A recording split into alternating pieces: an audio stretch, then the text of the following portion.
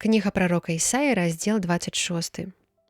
У той дзень у зямлі юдэйскай будзе спявана гэта песня.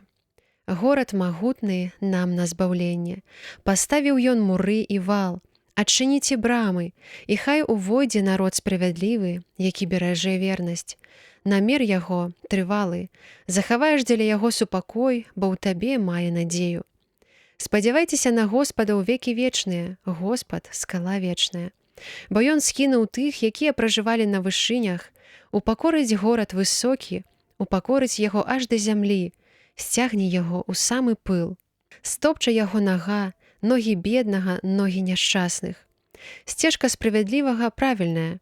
Ты раўняеш правільную сцежку справядлівага. Таксама на сцежцы прысудаў тваіх, Господзе, спадзяёмся на цябе. Да імя твайго і да памяці пра цябе прагненне душы. Душа моя прагне цябе ноччу, але духам маім шукаю цябе ў сэрцы маім. Калі заяснеюць прысуды твае на зямлі, вучыцца будуць справядлівасці жыхары свету. Аказаць міласэрнай злачынцу, ён не навучыцца справядлівасці. На зямлі будзе чыніць ліхое, ды не ўбачыць велічнасці Господа. Господзе, твая рука паднятая, але не бачаць. Хай засаромленыя ўбачаць руплівасць тваю пра народ, ды агонь на ворагаў тваіх праглыне іх. Господзе, ты дасі нам супакой, бо ўсе нашы справы ты ўчыніў для нас. Господзе, Божа наш, не ты, а іншыя гаспадары нас апанавалі, але мы толькі з табою спамінаць будзем імя тваё. Памерлыя не ажывуць, пахаваныя не ўваскрэснуць. Таму наведаў ты іх і знішчыў, і сцёр усякі ўспамін пра іх. Павялічыў ты народ, Господзе, павялічыў народ, праславіўся, пашырыў усе межы зямлі. Господзе, у нядолі шукалі яны цябе, складалі малітвы, калі кара твая засцігала іх.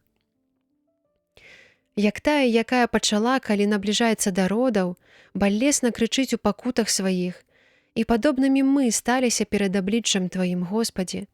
Пачалі і пакутавалі родамі, нарадзілі ж быццам вецер.